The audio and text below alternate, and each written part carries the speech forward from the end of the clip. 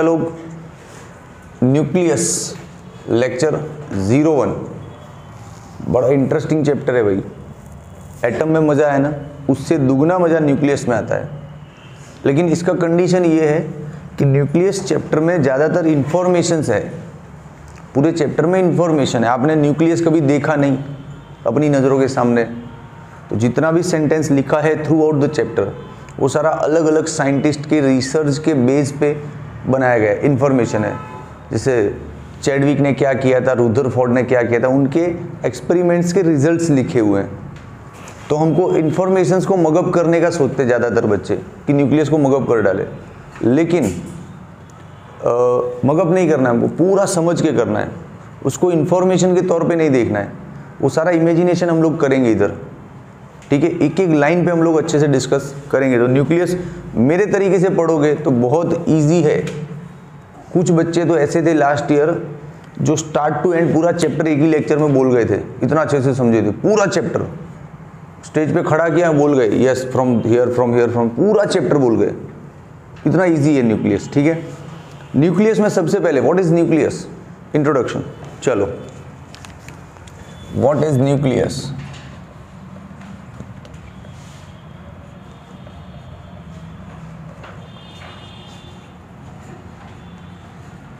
What is nucleus. तो atom तो जानते हैं हम, पूरा चैप्टर 12 पढ़ चुके हैं। एटम का जो सेंटर वाला पोर्शन होता है वहीं पे सारा का सारा चार्ज, पॉजिटिव चार्ज वहीं होता है, और पूरे एटम का ऑलमोस्ट सारा मास भी उधर ही होता है। ये जैसे अपना एटम है, समझो ये रहा एटम फॉर एग्जांपल, तो उसका जो सेंटर होता है, इसको हम जूम करें तो दिखेगा अंदर कि सारा पॉजिटिव चार्ज इधर होता है, और ऑलमोस्ट सारा का सारा मास 99.9% मास इधर होता है। पूरे एटम का मास इधर ही होता है। तो इस सेंटर वाले पोर्शन को, इस सेंट्रॉइड को न्यूक्लियस बोलते हैं। ऐसे बेसिक डेफिनेशन देखो तो centre of the atom is nucleus, centre of the atom is nucleus. लेकिन स्पेशलिटी क्या है कि almost entire mass and total positive charge वो सारा इधर होता है। ऐसे सेंट्रॉइड पोर्शन को हम न्यूक्लियस बोलते हैं। हुआ क्लियर। तो अब डेफिनेशन लिखना है तो इन दोनों वर्ड्स को साथ में रखो और डिफाइन कर दो। क्या, the centre portion of the atom where entire positive charge and it contains almost mass of atom. हो गया डेफिनेशन, कहाँ रटना है इसमें, ठीक है। चलो, तो न्यूक्लियस मतलब एटम का सेंटर, न्यूक्लियस मतलब सेंटर ऑफ एटम, जहां पे ऑलमोस्ट मास होता है विच इज 99.9% और entire positive charge, total positive charge भी वही होता है।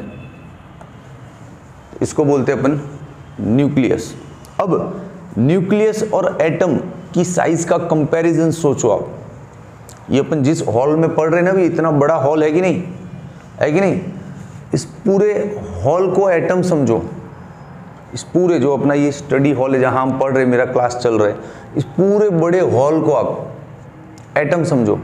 और इस हॉल के सेंटर में ये पेन का टिप लगा दो तो बहुत मोटा है, और भी पतला जो आपके हाथ में पेन है ना, वो लाओ पेन, पतला सा पेन दे दो। Thank you. वे 2 रुपये वाला पेन लेके चले जाते हो साइंस पढ़ने।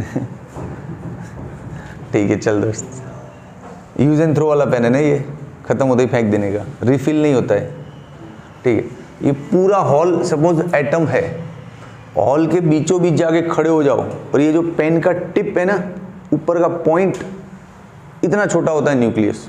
ये कंपैरिजन है कि if atom is entire hall then nucleus is just tip of pen. ये कंपैरिजन, इतना छोटा होता है न्यूक्लियस, फिर भी सारा मास इसके अंदर होता है। मतलब हम ये बोल सकते हैं कि एटम एंटायरली होलो है, पूरा एटम खाली पड़ा है, क्योंकि सारा का सारा मास तो इस न्यूक्लियस के अंदर है। अब इतने बड़े हॉल में और कुछ तो है नहीं, सिर्फ बाउंड्री है, ऐसे ऑर्बिट है कि हाँ भाई ये अपना पूरा एटम का एरिया है, तो पूरा खाली तो पड़ा है क्योंकि सारा मास तो इसमें है कि नहीं। तो 2-3 अच्छे अच्छे पॉइंट निकले ना इस डिस्कशन से। क्या निकला देखो, एटम इज मेजरली होलो, पूरी तरह होलो ही होता है, उसमें सारा मास तो सेंटर पे आ गया, बाकी आगे बाजू में तो कुछ होता है नहीं, ठीक है। फिर कंपैरिजन, तो साइज ऑफ दिस हॉल या क्लासरूम लिख दो, साइज ऑफ दिस क्लासरूम, और उसके अंदर टिप ऑफ पेन, ये कंपैरिजन है। ये जो साइज ऑफ हॉल है ना, ये अपना एटम समझ लो और पेन की टिप को न्यूक्लियस समझ लो, ये कंपैरिजन है इनके बीच में।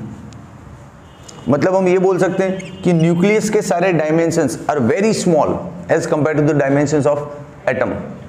न्यूक्लियस का भी इतना छोटा सा न्यूक्लियस है, तो उसका रेडियस वेडियस सब उस पूरे एटम के कंपैरिजन में बहुत ही छोटा होगा। तो एक ये भी पॉइंट बन सकता है कि डायमेंशंस ऑफ न्यूक्लियस,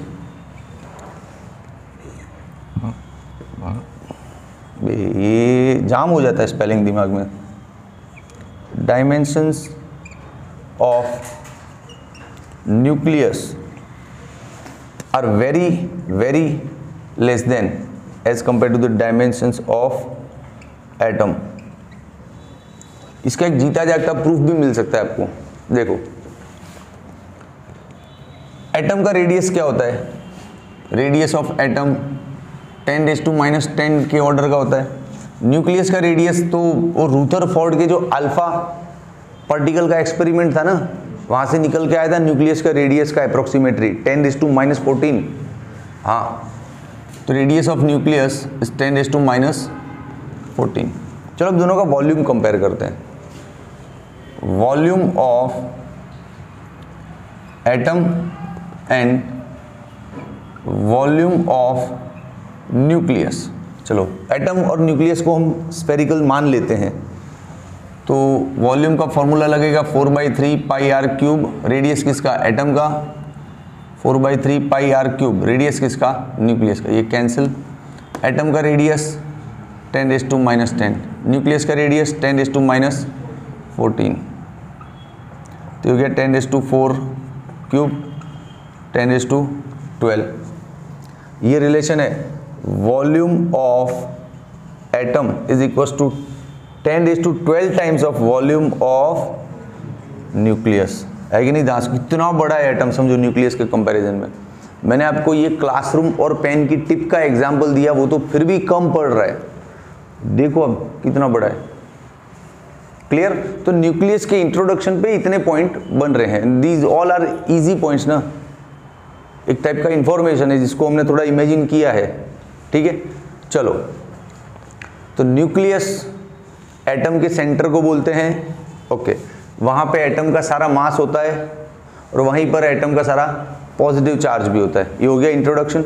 अब न्यूक्लियस मेजरली पूरा होलो होता है क्योंकि सारा का सारा मटेरियल न्यूक्लियस के अंदर घुस जाता है, तो आजू बाजू में कुछ सिर्फ इलेक्ट्रॉन घूमते, बाकी तो majorly it is hollow, okay.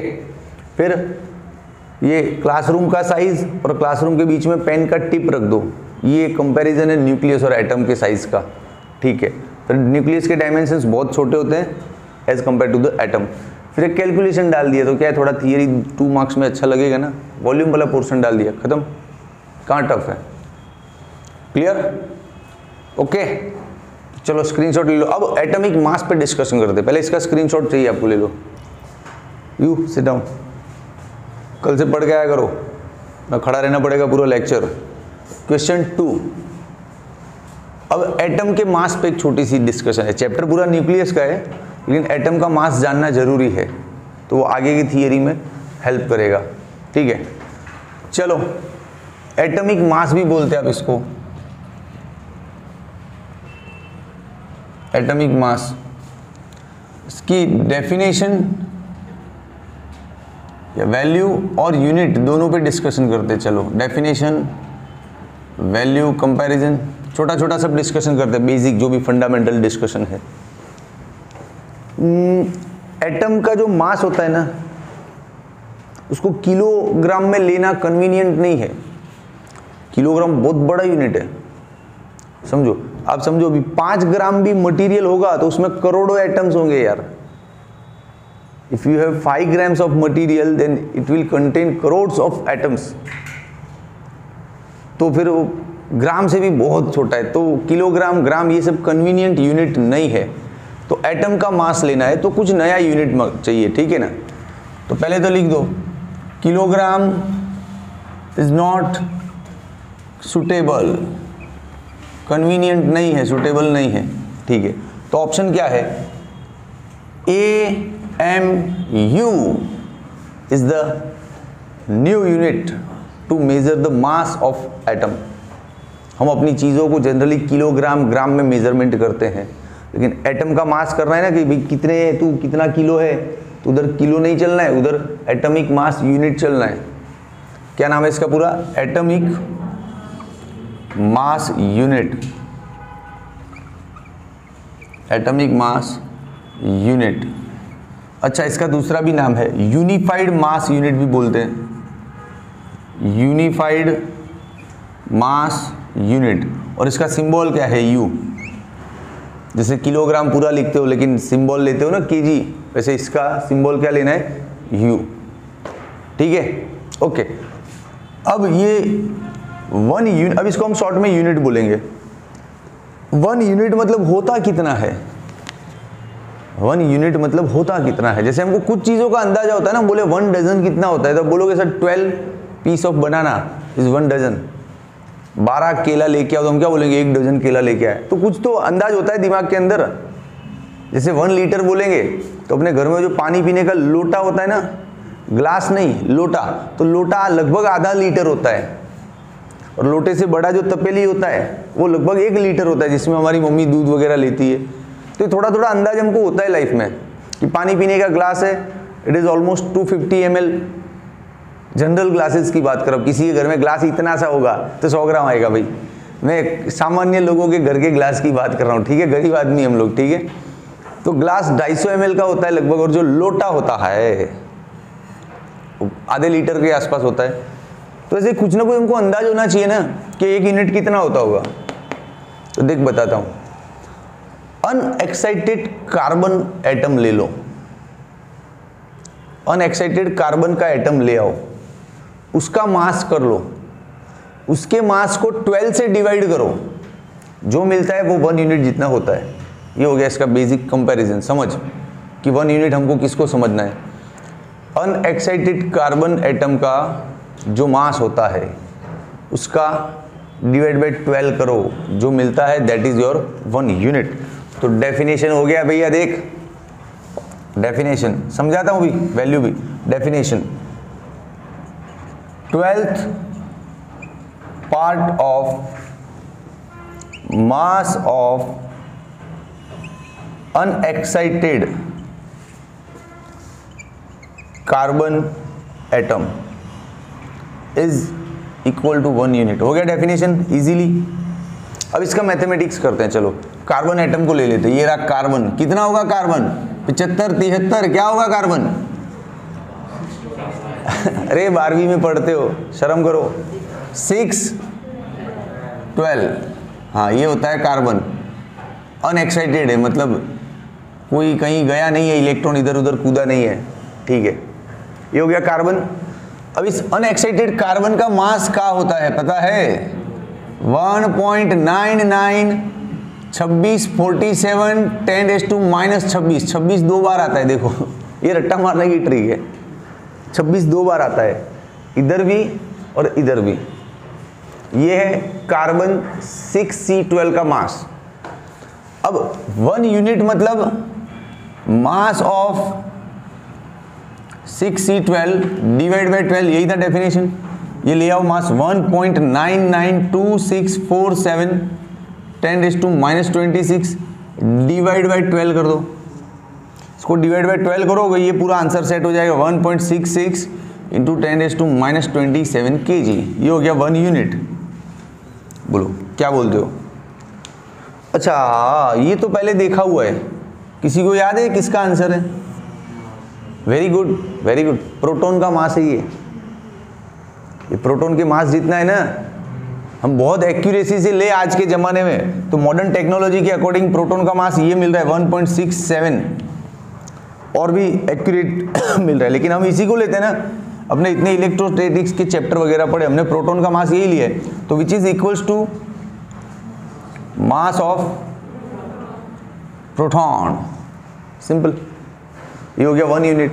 तो अब याद रखना 1 यूनिट भूल जाओ कि कितना होता है, तो प्रोटॉन का ही मास होता है रे। आपको मान लो भूल हो जाए गलती की, सर याद नहीं है 1 यूनिट कितना था, तो प्रोटॉन का जो मास है वही 1 यूनिट है। क्लियर कि नहीं क्लियर? ओके, अब बहुत से एटम्स के मास निकाले गए, फिर जब ये मेथड हाथ में आ गया लोगों के, तो बहुत से एटम्स के मास निकाले गए, तो मोस्ट ऑफ दीज एटम्स जिनका मास निकाला गया, उन सबका मास इसके इंटीग्रल के आसपास ही मिल रहा था। तो लिख दो पॉइंट कि most of masses are very close to integral of 1 unit. मतलब समझ रहे हो इंटीग्रल मतलब, या तो किसी का मास मिला 3 यूनिट, किसी का 2 यूनिट, किसी का 5 यूनिट, किसी का 7 यूनिट, किसी का 8 यूनिट, ऐसा मिलता गया मास। क्लियर? अच्छा ले, इस कार्बन का मास क्या होगा?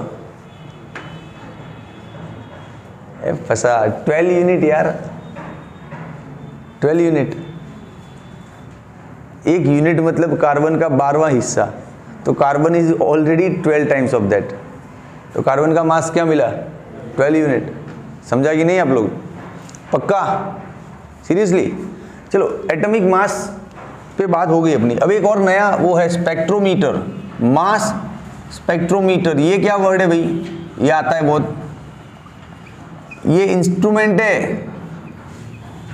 मास spectrometer is an instrument atomic mass को मेजरमेंट करने का।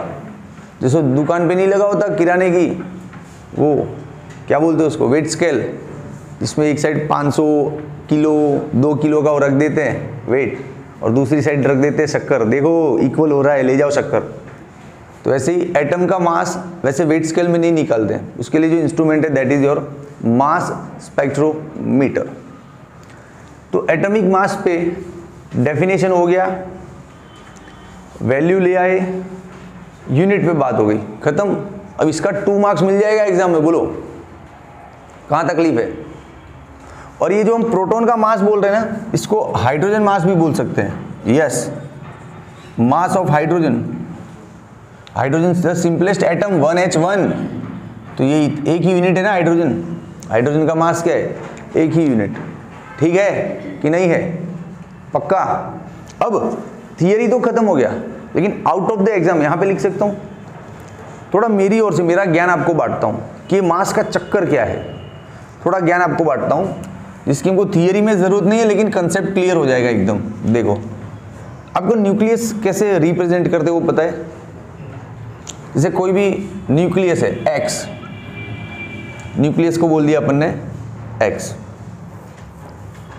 अब उसके यहाँ पे लिखा होता है हमेशा Z, यहाँ पे होता है A, इसी को बोलते हैं एटॉमिक मास, इसी को बोलते हैं एटॉमिक मास। जैसे अच्छा इसमें न्यूट्रॉन भी होता है which is equal to A minus Z। अब ये समझ में नहीं आ रहा तो रुक बताता हूँ। जैसे X है, ठीक है, यहाँ पे हो गया 17, यहाँ पे हो गया 35, ये तो क्लोरीन है रे, क्लोरीन है, लेकिन मैंने इसको X बोल दिया मेरे हिसाब से। ठीक है, अब मैं बोलूँ इसमें Z क्या है, तो देखो Z इस जगह पे होता है ना 17 है। ठीक है, अब मैं आपको बोलूँ प्रोटॉन कितना है, अरे मूर्खा, जो Z है वही प्रोटॉन है, जो Z है वही प्रोटॉन है। समझा कि नहीं समझा? जो Z है वही प्रोटॉन है। क्लियर? अब एटॉमिक मास कितना है इसका? 35। ठीक है, अब ध्यान से सुन, न्यूट्रॉन कितना है? 35 माइनस 17, 18 न्यूट्रॉन है। ठीक है, समझ में आ रहा है? मतलब ये X का न्यूक्लियस ड्रॉ करोगे आप तो ये सारे नंबर्स ऐसे रहेंगे, लेकिन ये नंबर्स बड़े पड़ रहे हैं ना, मैं कुछ छोटा एग्जांपल देता, पूरा न्यूक्लियस ड्रॉ करके देता आपको। रुको, इतना सारा ड्रॉ कौन करेगा, पूरा न्यूक्लियस ड्रॉ। एक कार्बन पे बात करते चलो, 6C12, इसकी इमेजिनेशन क्या बनती है अपने दिमाग में? आई टोल्ड यू, चैप्टर में इंफॉर्मेशन लिखा है, लेकिन इस इंफॉर्मेशन को भी आपके दिमाग में चित्र, एक इमेजिनरी ड्राइंग, एक इमेज डालने का काम मेरा है। देख डालता हूं इसका इमेज तुम्हारे दिमाग में। 6C12, ये क्या हो गया? Z मतलब नंबर ऑफ प्रोटॉन्स। ये क्या हो गया? Atomic mass. न्यूट्रॉन कितना होगा? 12 - 6 हो गया। अब ये न्यूक्लियस ड्रॉ करो जरा। चलो न्यूक्लियस ड्रॉ किया। न्यूक्लियस के अंदर सारा पॉजिटिव चार्ज होता है, सारा पॉजिटिव चार्ज होता है। तो पॉजिटिव चार्ज मतलब नंबर ऑफ प्रोटॉन्स। प्रोटॉन कितने हैं? 6। तो 1 2 3 4 5 6 पॉजिटिव हो गए कि नहीं हो गए? अब ये क्या दिखाता है कि न्यूक्लियस के अंदर टोटल कितना पार्टिकल है, जिनको हम न्यूक्लियॉन्स भी बोलते हैं। क्या बोलते हैं? न्यूक्लियॉन्स। न्यूक्लियस के अंदर रही हुई पार्टिकल्स को न्यूक्लियॉन्स भी बोलते हैं। तो ये 12 दिखाता है कि इस न्यूक्लियस के अंदर टोटल कितना पार्टिकल है? 12। लेकिन यार पॉजिटिव तो 6 ही है, तो बाकी के 6 कौन होंगे? न्यूट्रॉन। वेरी गुड, बाकी के 6 होंगे न्यूट्रॉन। है कि नहीं? है कि नहीं? डन। ऐसे न्यूक्लियस को रिप्रेजेंट करते हैं। जब भी कहीं लिखा हो ना 6C12 तो समझ लो कि इसमें 6 प्लस है और टोटल मिला के 12 है। अब किसी को ऐसे लिख दिया हो कि X 5 11, तो आपको क्या समझना है उस न्यूक्लियस की? ये पिक्चर ऐसा बनना चाहिए दिमाग में कि 1 2 3 4 5 और बाकी बचे 6, 1 2 3 4 5 6। बन गया इमेज दिमाग के अंदर। बना कि नहीं बना? बना कि नहीं? अब आप ये छोटी सी बात जानते हो कि प्रोटॉन और न्यूट्रॉन का मास इक्वल होता है, वेरी क्लोज, बहुत नजदीक होता है। Proton, mass of proton is approximately very close to mass of neutron. ठीक है? मतलब इन सबका मास इक्वल होगा। इन सबका, ये कार्बन C612 ड्रॉ किया ना, इन सबका मास इक्वल होगा कि नहीं होगा? होगा कि नहीं होगा इन सबका मास? ठीक है। अब एक प्रोटॉन मतलब एक यूनिट, तो ये टोटल कितने यूनिट हो गए अंदर? 12 यूनिट। तो यही तो बोला था मैं आपको, कार्बन का मास 12 यूनिट होता है। समझ में आ रहा है यूनिट क्या होता है? ये न्यूक्लियस का ड्राइंग क्लियर हुआ एकदम? कभी भी कोई भी न्यूक्लियस लिखा हो ना, जैसे क्लोरीन लिखा है, समझो क्लोरीन 1735, तो आपको पता होना चाहिए कि क्लोरीन का जो न्यूक्लियस है ना, उसमें 17 बार प्लस है और बाकी का 18 टाइम्स न्यूट्रॉन है। तो पूरा पिक्चर ऐसे दिमाग में आना चाहिए। ठीक है कि नहीं? ठीक है, पक्का? ओके। अब दोस्त, इससे भी एक धांसू थॉट। अगला क्वेश्चन है अपना आइसोटोप्स। आइसोटोप्स बहुत अच्छी डिस्कशन है। वेट और सुनो, ये जब एटॉमिक मास पे इतना सारा क्लियर हो गया फिजिक्स के वर्ल्ड में, तब लोगों ने एटम्स को ऑब्जर्व करना शुरू किया। लेकिन उस ऑब्जर्वेशंस में बहुत गजब गजब चीज़ें सामने आई। जैसे एक ही एलिमेंट था, एक ही एलिमेंट है, उसका नाम ऐसे ही बनता है 17Cl35। तो लोगों ने क्या किया, जैसे पूरा एक चेम्बर है, उसमें पूरा क्लोरीन भर दिया। क्लोरीन गैस होता है ना, कि सॉलिड होता है कि लिक्विड होता है? हम मान लेते हैं गैसियस फॉर्म है, चलो ओके।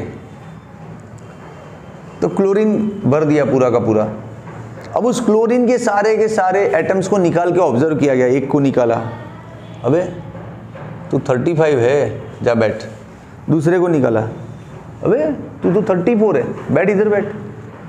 तो ये तो जोरदार घटना हो गई यार, है क्लोरीन ही है क्लोरीन। कोई 35 है, कोई 34 है, कोई 36 है, लेकिन ये सबका सेम आ रहा था। नंबर ऑफ प्रोटॉन सबके सेम थे, सबके अंदर 17 था, लेकिन किसी के पास 35 था, किसी के पास 34 था। तो यहां से पता चला कि एक ही एलिमेंट है क्लोरीन, फिर भी उसके एटम्स में कुछ ना कुछ मिसमैच है। लेकिन है सारे क्लोरीन के ही बच्चे, ये है सारे क्लोरीन ही, लेकिन कोई क्लोरीन 35 वाला है, कोई क्लोरीन 34 वाला है।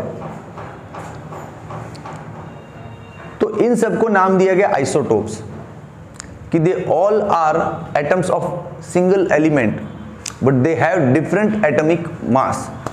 That's why they are isotopes. अब आइसोटोप्स नाम कैसे आया, इसमें बड़ी दांसू स्टोरी है। ग्रीक लैंग्वेज में ना सेम प्लेस को आइसोटोप्स बोलते हैं। सेम प्लेस, ग्रीक लैंग्वेज में सेम प्लेस को बोलते हैं आइसोटोप्स, आइसोटोप्स बोलते हैं। अब सर सेम प्लेस का यहाँ पे क्या लेना देना है, रुक, आपने पीरियडिक टेबल पढ़ा है। पीरियडिक टेबल में जो एलिमेंट्स रखे गए हैं किस बेस पे रखे गए हैं, इस Z के बेस पे। जिसका Z 17 है उसको 17 वाले बॉक्स में डाला है, जिसका 18 है उसको 18 वाले बॉक्स में, जिसका 19 है उसको 19 वाले बॉक्स में, है कि नहीं। अब इन्होंने जो क्लोरीन के निकाले एटम्स, चल भाई तू 35 वाला है, तू आ जा, तू 34 वाला है, 35 34, लेकिन ये 17 तो दोनों का सेम है। तो पीरियडिक टेबल में तो दोनों एक ही बॉक्स के अंदर आएंगे ना, कि दोनों का 17 है ये वाला पोर्शन, तो समझा कि नहीं। इसलिए पीरियडिक टेबल के एक ही बॉक्स में ये सब घुस जाते हैं, इन सबको वहीं रखना पड़ता है क्योंकि सबके पास 17 प्रोटॉन है, इसलिए सेम प्लेस पे आते हैं, इसलिए इनको बोलते हैं आइसोटोप्स। समझ में आया पूरा रहस्य आइसोटोप्स का कि नहीं आया। जब आप पीरियडिक टेबल बनाने बैठोगे, कहाँ रे जगह ही नहीं बचती है पढ़ाने को। जब आप पीरियडिक टेबल बनाने बैठोगे, इसका स्क्रीनशॉट हो गया ना, जब आप पीरियडिक टेबल बनाने बैठोगे तो जितना भी 17 वाला दिखेगा उन सबको एक ही बॉक्स में डालोगे ना, that's why they are called same place isotopes. चल आइसोटोप्स पे थोड़ा लिख के देता हूँ, रुक। नेक्स्ट क्वेश्चन बना देते हैं 2 मार्क्स में, आइसोटोप्स। यहां से गजब स्टोरी जा रहा है भाई, आगे देखना। आइसोटोप्स, सेम एलिमेंट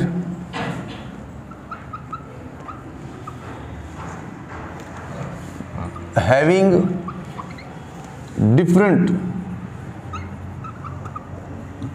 एटम्स, जैसे क्लोरीन में 17 क्लोरीन 35 भी दिखा, 17 क्लोरीन 36 भी दिखा। अब जब भी इनको पीरियडिक टेबल में लगाना है ऐसा, तो 17 नंबर का जो बॉक्स है उसमें आप क्लोरीन को लगाओगे, तो क्लोरीन का कौन सा लगाऊं, ये लगाऊं कि ये लगाऊं, तो दोनों को उधर ही घुसाना है। इसी में रखना है क्लोरीन का 1735, इसी में रखना है क्लोरीन का 1736, तो दोनों एक ही प्लेस पे आए, सेम प्लेस। तो according to Greek language isotopes बोलो। है क्लियर एकदम, कोई दिक्कत नहीं है ना। अब एटॉमिक मास में यहाँ बड़ा कंफ्यूजन होता है केमिस्ट्री के पॉइंट ऑफ व्यू से, कि सर क्लोरीन का एटॉमिक मास मैं क्या लूँ, मैं तो इस पूरे गैंग को क्लोरीन के नाम से जानता हूँ, इसके अंदर से कोई 34 निकल रहा है, कोई 35 निकल रहा है, कोई 36 निकल रहा है, मैं क्या करूँ, मुझे तो सिर्फ क्लोरीन पता है कि नहीं। तो इस पर भी काम हो चुका है, इस कन्फ्यूज़न के लिए एवरेज वैल्यू बना दी गई है कि आपको यही लेना है। कैसे काम हुए बताता हूँ। उन्होंने क्या किया, पूरा चेक किया अंदर और देखा कि 2 टाइप का एटम मिला उनको। मान लो अंदर करोड़ों एटम थे, उनमें से सारा ढूंढ के तू 35, तू 34, तू 35, तू 34, ऐसा ग्रुपिंग किया, तो पता चला कि जो एटम्स इस मास के थे उनका अंदर परसेंटेज इतना है 75.4%, इतना परसेंट ये इस टाइप के क्लोरीन के एटम्स थे अंदर। फिर जिनका मास 36.98 यूनिट है उनका लेवल इतना था 24.6%। अब उनको एवरेज मास निकालना है, तो क्या करेंगे, average mass of chlorine 34.98 unit वाले का परसेंटेज कितना है 70.4 प्लस 36.98 वाले का परसेंटेज कितना है 24.6 डिवाइड बाय 100 ही होगा ना, अरे डिवाइड बाय 2 होगा रे, एवरेज निकालना है तो 2 आएगा ना, कैलकुलेटर दे। एवरेज निकालने आए 12वीं साइंस के टीचर पढ़ाने में इतना घुस जाओ ना कि ऐसी छोटी चीज दिमाग से स्लिप हो जाती है। लाओ कैलकुलेटर, हो गया अभी इसका कैलकुलेटर 35.47 समथिंग आ रहा है, हाँ समथिंग यही आसपास आ रहा है आंसर। तो अब क्लोरीन का मास अपने को ये लेना है 35.47, इसलिए ज़्यादातर हम क्लोरीन को कैसे लिखते हैं 17Cl35, ऐसे ही जानते हैं ना क्लोरीन को, उसका एटॉमिक मास 35 के नज़दीक लेना है। आपको ये पूरा घटना समझ में आया ना क्या हो रहा है, ये जो आंकड़े लिखे हैं, कल्पना क्या है इसकी कि बड़ा सा बॉक्स समझ लो, उसके अंदर बहुत सारा क्लोरीन भर दिया, अब है क्लोरीन ही, बॉक्स के ऊपर भी लिख दो this is chlorine, declared chlorine. लेकिन जब अंदर से एक एक को निकालोगे पकड़ पकड़ के एटम्स को, तो कुछ इस मास वाले निकलेंगे और कुछ निकलेंगे इस मास वाले। तो फिर हम कंफ्यूज कि हम क्या मास ले, तो हमने दोनों का एवरेज निकाल के ये ले लिया 35.40। तो नाउ यू एक्सेप्ट दैट कि एलिमेंट एक ही है लेकिन उसके पास डिफरेंट एटम्स होते हैं और उन्हीं डिफरेंट एटम्स को हम उसके आइसोटोप्स बोलते हैं। और इसका बेस्ट एग्जांपल क्या पता है? हाइड्रोजन। अरे डस्टर का है, हाइड्रोजन पे थोड़ी सी बात करता हूँ। और ये जब आइसोटोप्स की डिस्कशंस आई ना, तो इससे इंस्पायर होके जेम्स चैडविक ने न्यूट्रॉन खोज डाला। खोद डाला नहीं, खोज डाला, न्यूट्रॉन ढूंढ लिया ये आइसोटोप्स के चक्कर में। देखो बताता हूं कैसे, उसका इंस्पिरेशन कैसे बना इस थियरी से। तो अब आपको पढ़ाते पढ़ाते नेक्स्ट क्वेश्चन पे ले जा रहा हूं। क्वेश्चन 4 समझ लो इसको। जेम्स चैडविक 1932 में न्यूट्रॉन खोज डाला, न्यूट्रॉन ढूंढ लिया, और इसके लिए इनको 1935 में फिजिक्स का नोबेल प्राइज मिला रे। नोबेल प्राइज विनर साइंटिस्ट है जेम्स चैडविक, है ना। ओके, कैसे न्यूट्रॉन इन्होंने ढूंढ लिया? तो इन्होंने आइसोटोप्स का स्टडी किया, तो देखा वही जैसे क्लोरीन भरा था वैसे एक बॉक्स में हाइड्रोजन भर दो, पूरा हाइड्रोजन भरो, फिर निकालो, अरे तू तो 2 वाला हाइड्रोजन है, अरे तू तो 3 वाला है, अरे तू तो 1 वाला हाइड्रोजन है। समझा? तो उनको 2-3 टाइप का हाइड्रोजन का एटम अंदर दिखा। हाइड्रोजन को हम एक्चुअली लेते हैं 1H1, सबसे सिंपल एटम 1H1 लेते हैं, लेकिन अंदर क्या मिला पता है? हाइड्रोजन 1H2 भी मिला, 1H3 भी मिला। तो इसको नाम दे दिया ड्यूटेरियम, इसको नाम दे दिया ट्रिटियम, है ना। तो यहां से माथा ठनका साइंटिस्ट लोगों का कि इसका इमेज, वो बबी सिखाया था ना मैंने इमेज बनाना, कैसे बनाते? देखो इसका न्यूक्लियस बनाए तो ये 1+ है और टोटल भी 1 ही है, तो खत्म। यही था ना अपना, जैसे 6C12 पे क्या सिखाया था कि न्यूक्लियस में ये 6 बार प्लस लेना है और टोटल 12 है तो 6 और कुछ लेना है ना। तो वो और कुछ क्या लेना है, वो उसके बाद चैडविक को पता चला कि ये न्यूट्रॉन लेना है। आपको पहले से ही पता है क्योंकि आप पढ़ चुके हो केमिस्ट्री में, ठीक है। बात 1932 की हो रही, तब पता नहीं था लोगों को कि बाकी के और 6 क्या लेने हैं। तो बात करता हूँ उसी पे। तो इन तीनों के न्यूक्लियस ड्रॉ किए गए। इसका न्यूक्लियस सिर्फ 1 लेना है, इसके न्यूक्लियस में 1+ तो लिया, लेकिन यहाँ पे टोटल 2 आ रहा है, तो एक और कुछ लेना होगा, ले लो। हालांकि ये डिक्लेयर हुआ कि न्यूट्रॉन है, लेकिन रुको तो सही। हाँ, फिर इसका न्यूक्लियस बनाया गया, 1+ लेना, टोटल 3 है ना, तो 2 और पार्टिकल लेने अंदर, है कि नहीं। अब इस पे चैडविक ने अपने आर्ग्यूमेंट्स दिए कि इन टाइप के न्यूक्लियस में से कुछ न्यूट्रल रेज बार आ रहे थे, न्यूट्रल रेडिएशन हो रहा था, radiant energy in form of neutral radiation was emitting these nucleus. फिर उनके ऊपर एनर्जी कंजर्वेशन, मोमेंटम कंजर्वेशन के लॉ लगाए गए। कौन कौन से लॉ लगाए गए? Energy and momentum conservation. ये लॉ लगाए गए और पता चला कि ये फोटोन नहीं है, ये जो बाहर आ रहा है ये फोटोन नहीं है, जो बाहर एमिट होके आ रहा है ना, इसमें से यूं बाहर निकल रहा है जो, ये न्यूट्रल रेडिएशन है। फिर इनको नाम दिया गया न्यूट्रॉन, कि न्यूट्रॉन पार्टिकल का रे है पूरा, जिसके अंदर न्यूट्रॉन पार्टिकल आ रहे बाहर। समझा कि नहीं? तब डिस्कवरी हुआ इस न्यूट्रॉन का by Chadwick, and he got the Nobel prize in 1935। बोलो क्लियर है? तो ऑलमोस्ट अपना आज का इंट्रोडक्शन लेक्चर तो खत्म ही है, लेकिन 2 छोटे वर्ड है उन पे बात करता हूं। अब अच्छे से पढ़ के आना। इसका स्क्रीनशॉट हो गया? चलो देखो, देखा आपने आइसोबार, आइसोटोन, ये भी है नाम लिस्ट में, तो देख लेते हैं ना, बात खत्म करो। चलो देखो, आइसोटोप्स तो समझ में आ गया क्या, कि भी 17 क्लोरीन 35, 17 क्लोरीन 36, ये आइसोटोप्स है। क्यों?